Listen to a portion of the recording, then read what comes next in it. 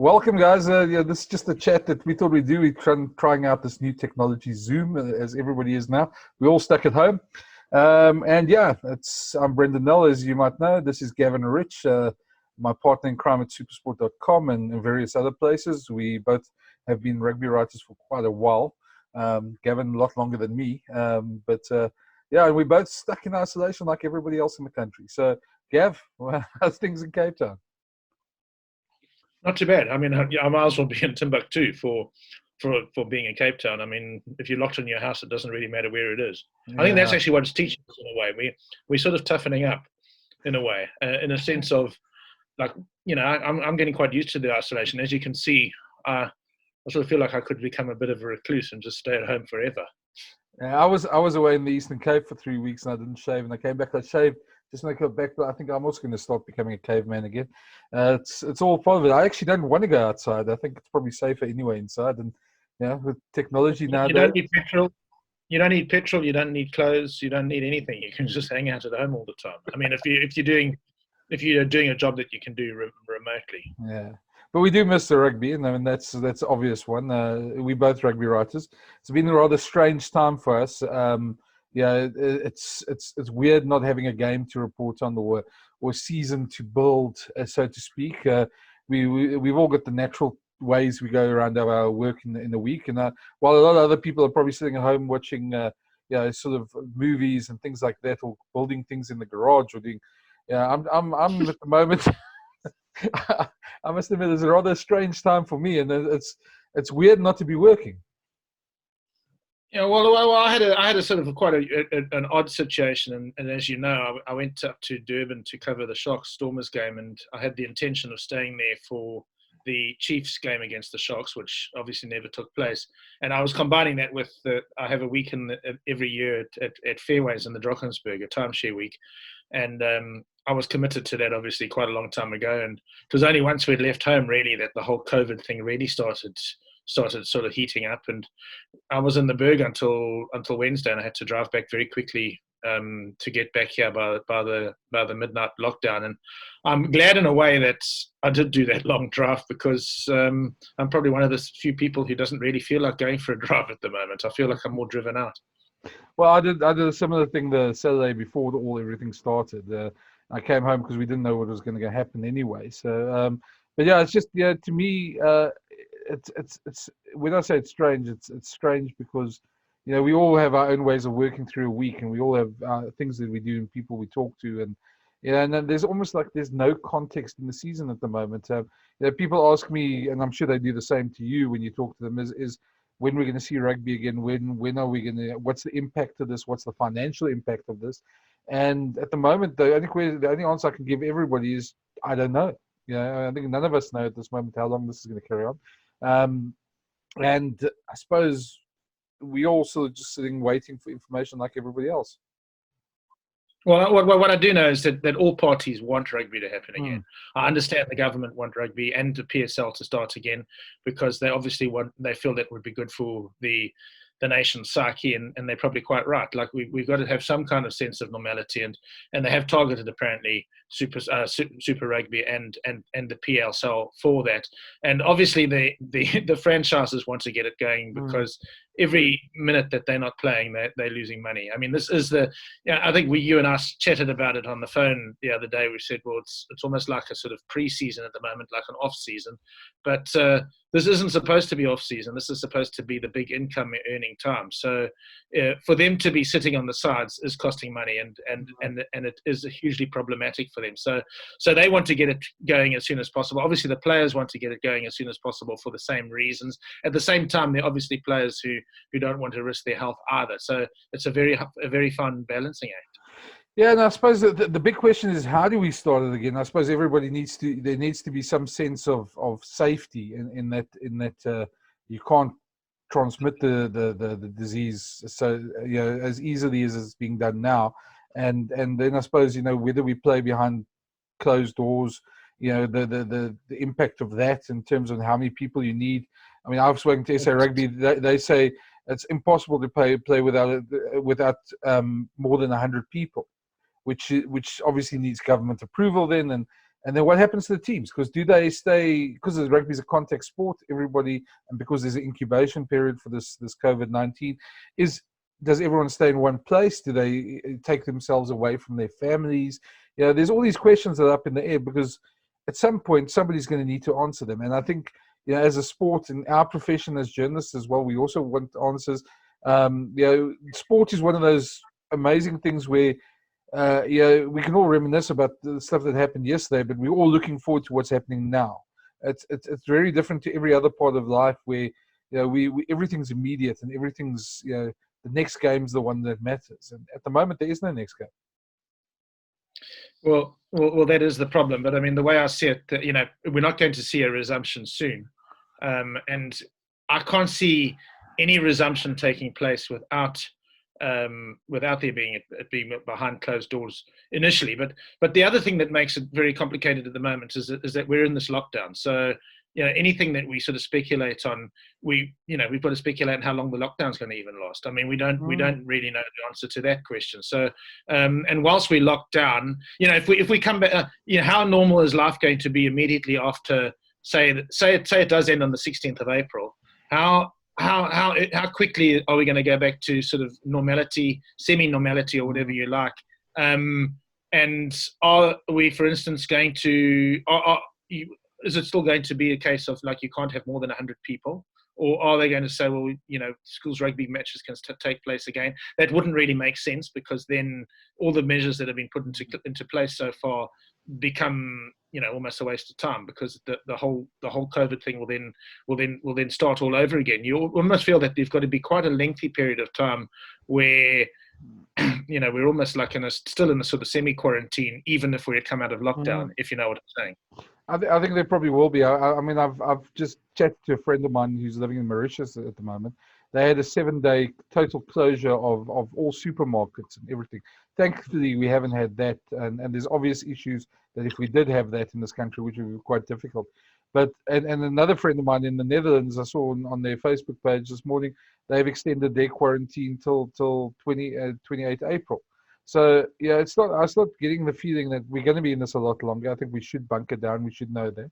And anyway, we've both just been on a video conference with John Dobson, the Stormers, and I mean, even he said they're going to need at least a 2-3 week period before, once things return to normal, before they can get a game on, just because of this becomes almost a pre-season for players, and they need to obviously the difference between conditioning and match conditioning.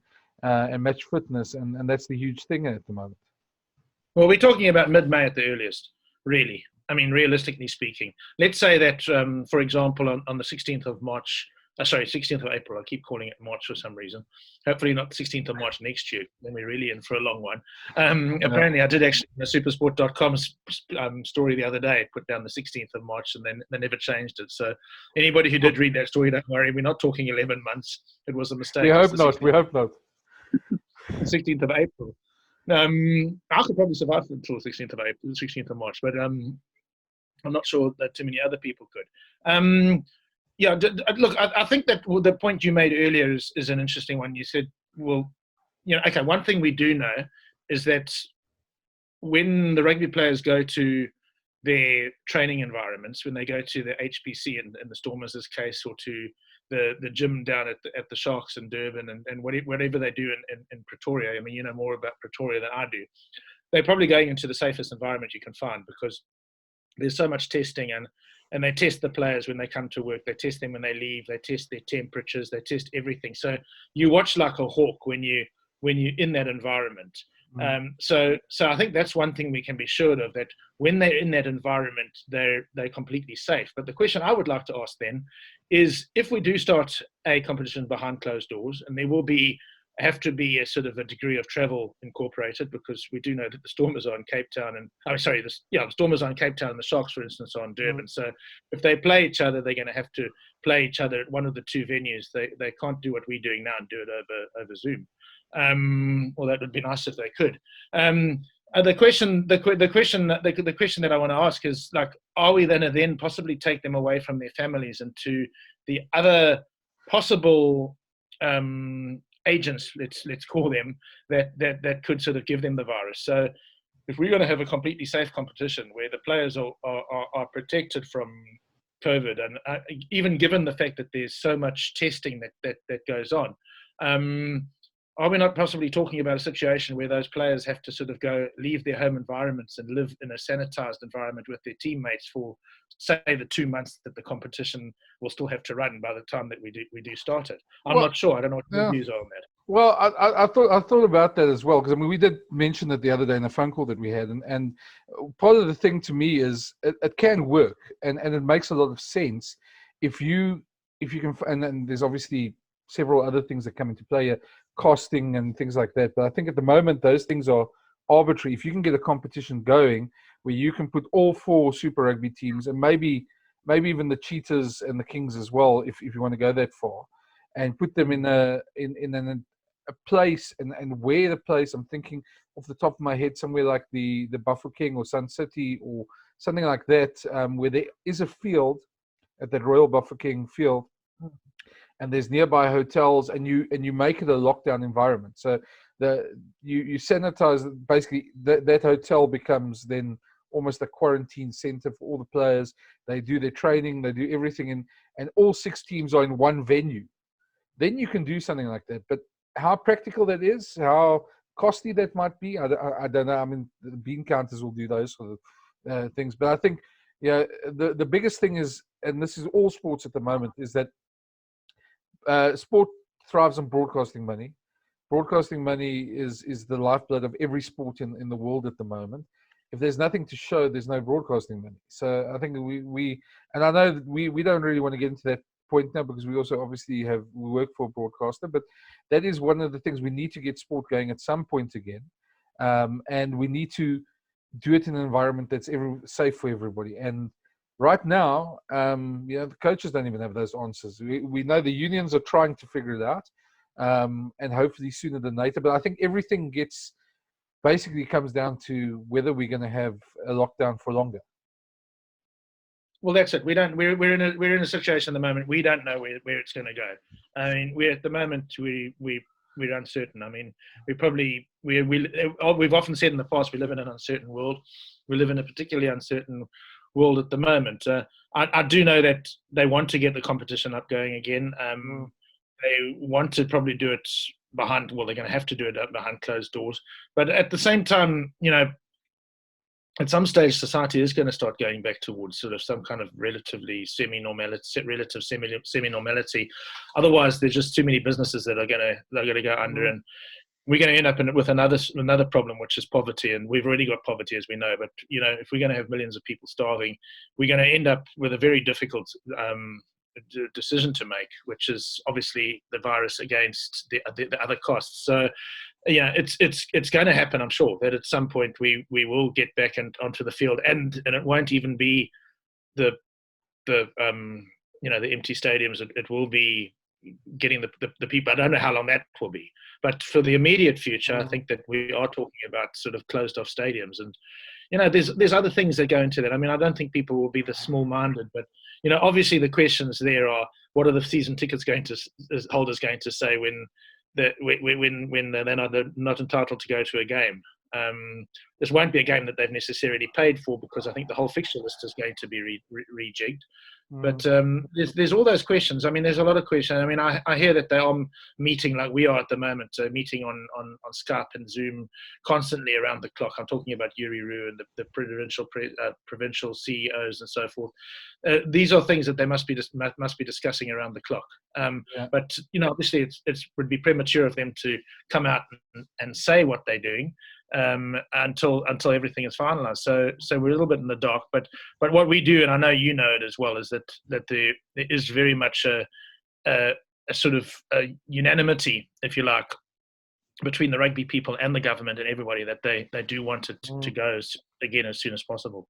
I think and that's the one thing, and that's probably the only thing we do know, with absolute certainty. I was going to say, I'll actually shift the sort of our focus of what we're talking about here, because we're talking about a lot of variables that we don't know about,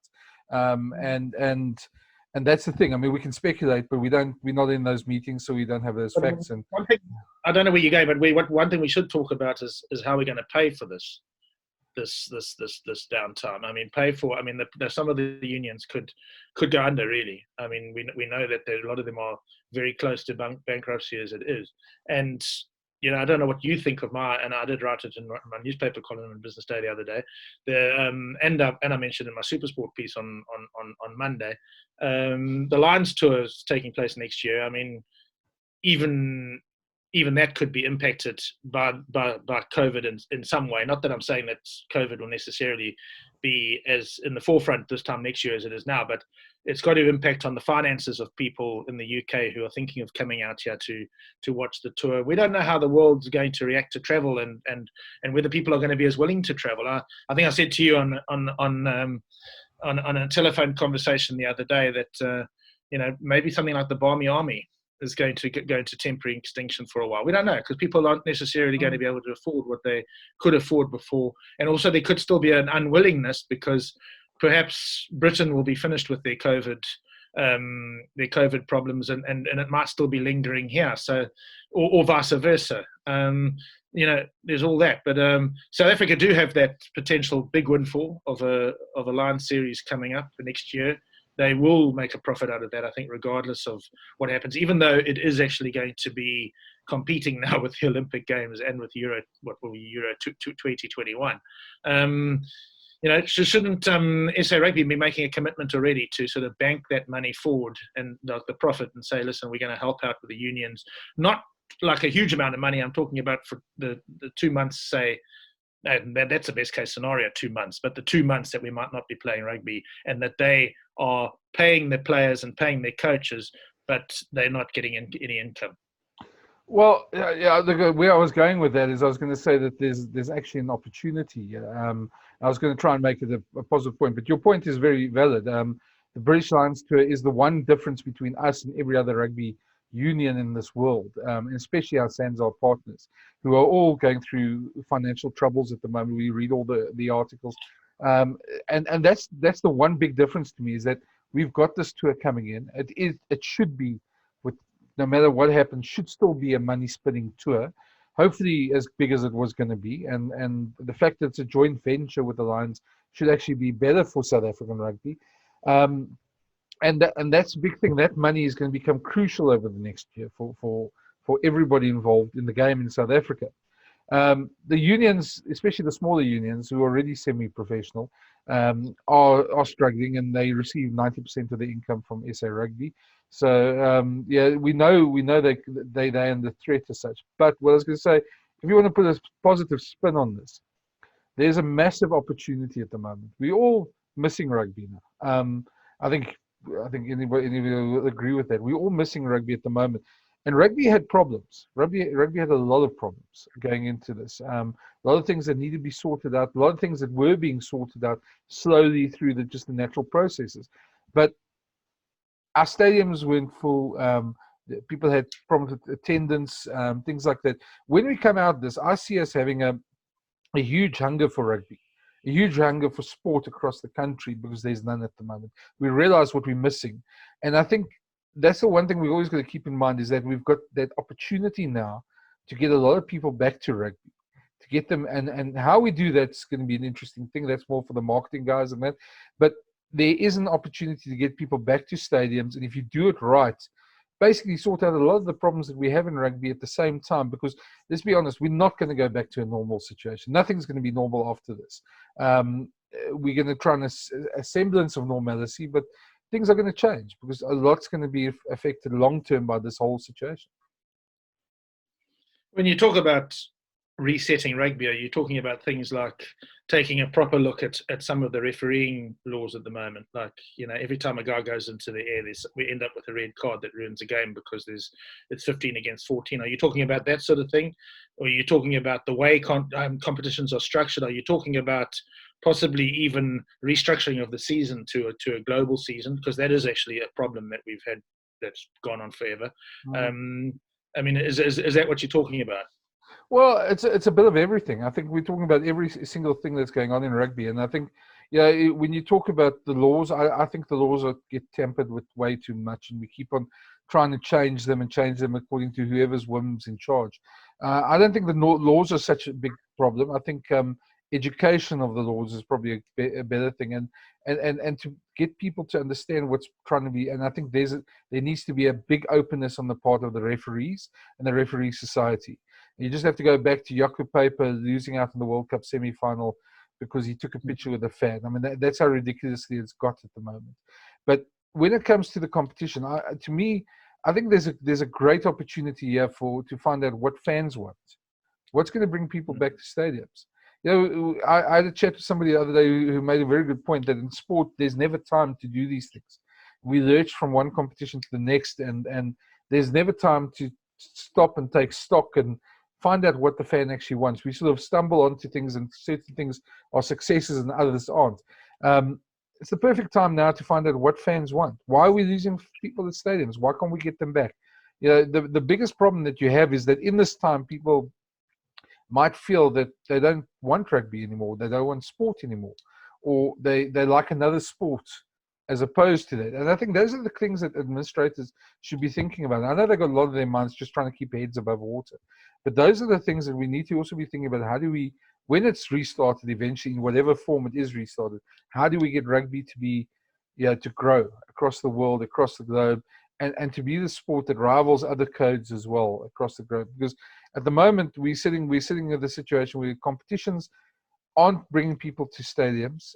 We'd obviously like them to do a lot more, but and if that's part of the conversation, that's part of the conversation. Then we need to do a stock take and look at what's wrong with the game. And I mean, I can only talk personally, but one of my biggest problems with rugby has just become what used to be an 160-minute game. Well, actually, 80-minute game is now starting to head towards like over 100 minutes because we've got so much stoppage time for checking the technology and really, and we've got to find a way of getting around that now. And rugby, of course, is not the only. It's not the only sport that has a problem with regards to that at the moment. I mean, this is a great opportunity for English soccer people to have a look at the VIR, which has been so sort of like controversial during the English soccer season, of course. Unless you're a Liverpool supporter, of course. No, it's denied us a few times as well. But I mean, it's going back to rugby. I mean, there is just too much time that is spent waiting for the TMOs. I mean, I could take a novel and read it in the time that we sit at a rugby, that we've got downtime at a rugby match now, and it never used to be like that. And it's taken the fatigue factor out of the game. Was it a game at Kings Park last year? We're talking a Robert de Preer era now, and not Sean Everett era. I was at a game at Kings Park last year when the Sharks played against the Lions, and the Lions actually were much better than the Sharks for most of the game. But the longer it endured, the more convinced I were that the Sharks were going to come back and win it, just because the Sharks were able to get away with murder in the sense of how much time was wasted on, because the Lions were definitely the fitter team in my opinion, but the Sharks sort of kept in the game, and the Lions never got away from them because that fatigue element didn't come in, because there would be rugby for 4 minutes and then there would be no rugby for another 4 minutes whilst the TMO looked at the big screen or some other thing happened, the reset scrums. That's something that needs to be looked at very, very definitely. I think that rugby is supposed to be a fast-paced game. It's supposed to be one that you can go and sit there and there's some kind of continuity, and you sit there for 40 minutes and you're excited through that 40 minutes, and then you get to half time and you get a breather, and you're so excited that you feel you need the breather. At the moment, it feels like we're having lots of rugby and then a break. I mean, sorry, not we're having a little bit of rugby and then a break, a little bit of rugby and then a break. And that's not what rugby is supposed to be. So I don't know what the answer is, but certainly I think that that's something that needs to be looked at. Yeah, well, I mean, you can add to that. I mean, I agree with you on there. And you can add to that the point that we've got, in a way, a little bit too much rugby. And I know this is the supply and demand type thing, but if you ask me what happened in the first 6 rounds of Super Rugby this year, even with the teams, I'll probably remember the results, but probably won't remember much else about the games. And I think that's one of the things with a lot of the rugby we have is that it just goes by, and we play games for the sake of playing games. But yeah, that's part of a conversation I think rugby needs to have with itself at the moment. And I think we're all concerned, but we're all passionate about the game as well. We want to see it successful. We want to see full stadiums. We want to see rugby returning to glory days as such. And it's difficult discussions to have, especially in times of financial crisis like we're going to probably go through now. Yeah, there's talking about financial crisis. I mean, everybody's now going into financial crisis, no longer just South Africa. And what I also foresee is a sort of a balancing out of the world order. And when I say the world order, because of course South Africa are rugby world champions, so we are leading the world when it comes to that. But when I talk about the world order, I'm talking about the economics of the world order, where the North at the moment has well, up until this COVID virus arrived, had the advantage when it came to the economy, and they could buy South African, Australian, New Zealand players, and it was very easy to do so because of the money there. Now we're not so sure that there's going to be as much money there, just like there's not going to be so much money now. And I think that there could be an interesting like byproduct of this whole thing, that after COVID has been and gone, where everything is redressed a bit. I mean, the guys, I'm already hearing from some of the franchise coaches that, guys that were driving a hard bargain in their negotiations, say a month ago, just as the COVID thing arrived, and the franchise coaches said to them, "Well, we'll suspend negotiations until after this crisis is gone."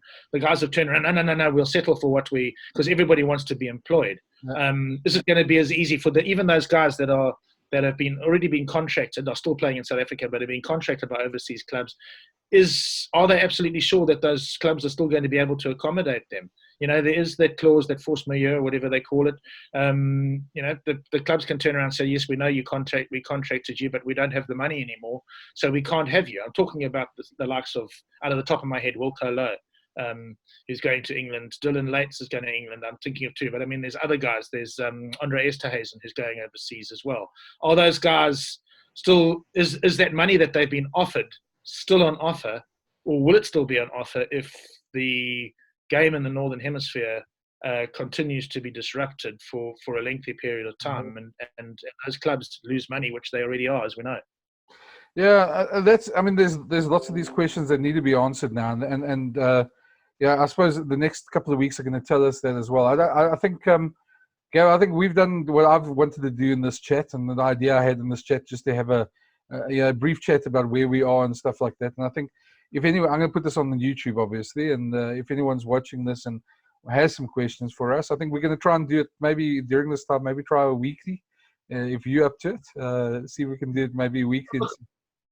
Look, I don't think rugby stops during the COVID. I mean, the playing stops, but I mean, there's still a story that's unfolding that needs to be covered.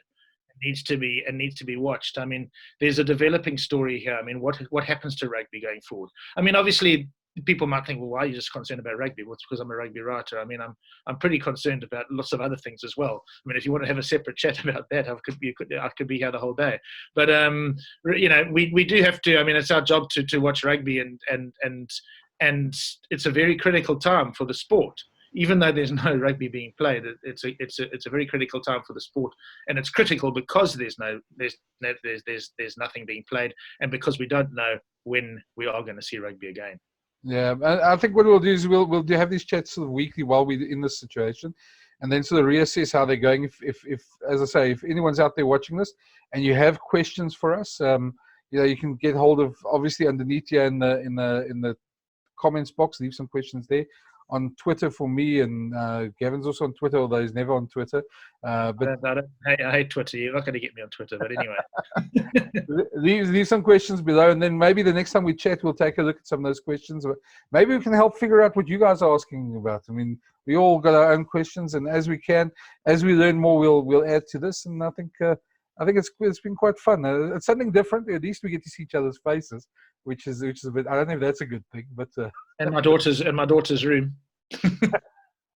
Well, I'm in my study, although my study's a bit different at the moment. So. Daughter's room is my study.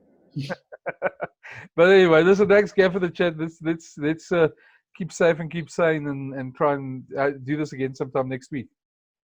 Thanks, Brendan. Chat soon. Cheers.